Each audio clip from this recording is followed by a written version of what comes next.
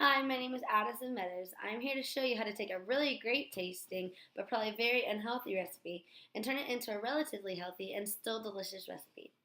We're going to use my mom's famous mac and cheese recipe. In this recipe, we'll replace some of the ingredients with lower fat or just healthier options. Some do not have good low fat alternatives, but we can still make it healthier by reducing the amounts we put in. First, let me tell you my sources of this information. One of my best sources for healthy eating is definitely my mom. She has her master's in health education and she studied a lot of nutrition and fitness stuff. So when we cook, she's always trying to teach us tips on cooking and eating healthy. I did, however, look up some of the information that I will discuss in this video.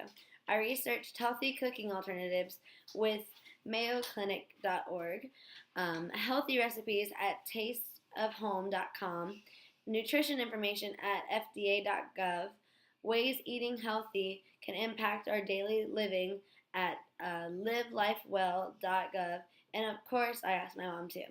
So let's go to the recipe, and here's some ingredients: 8-ounce cooked macaroni, one can of cream chicken soup, 1 cup of mayo, 1 egg, 1 small can of evaporated milk, 4 cups of shredded cheese, 1 sleeve of Ritz crackers crushed, 1 stick of butter melted. So as my mom says, there's nothing low fat about this recipe, but here is the healthier recipe. For the macaroni, substitute it for whole wheat pasta. The whole wheat adds fiber, which is healthy for digestion and helps improve cardiovascular health, which reduces the risk of heart disease, certain cancers, and diabetes. Use healthy request soup option that reduces the amount of fats right here. Every can says healthy request on it, so just find the one that says that on it. Use olive oil, reduced fat mayo instead of the real mayo because it lowers the fat intake to 8 grams per serving. No real substitute for an egg except egg beaters, but we don't use that for this recipe. For the evaporated milk, you can use skim milk, although we use the small cans, so it's not much. The cheese is where it comes in with a lot of fat. This recipe calls for 4 cups, and if you use low fat or fat-free cheese, it doesn't melt well, and it's just not so good. So it's best if you just cut the amount of cheese we use. So we'll use 2 cups instead of 4, which will obviously cut the fat by half.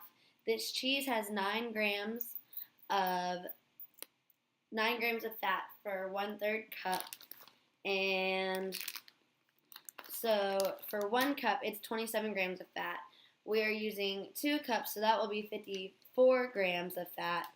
But that's better than the 108 grams if we went with the original recipe. For the Ritz, we'll use half as much as it is suggested, and for the butter, we'll use olive oil instead of the real butter, which is a lot of fat and sodium. And you can see and you should always eat a healthy salad with the meal because that just makes it better. And so in conclusion, 3 important tips to take away from this informational video is to 1, make sure you know how to read labels and understand, right here, read the labels, and understand what you are putting in your body. And if you don't know how to read them, then take the time to learn. 2, look for ways to reduce fat and increase healthy options. That's why you need to know how to read the labels. And always eat your veggies first so you can fill up on the good stuff. And don't push the veggies off till last because then they'll get cold and you won't want to eat them.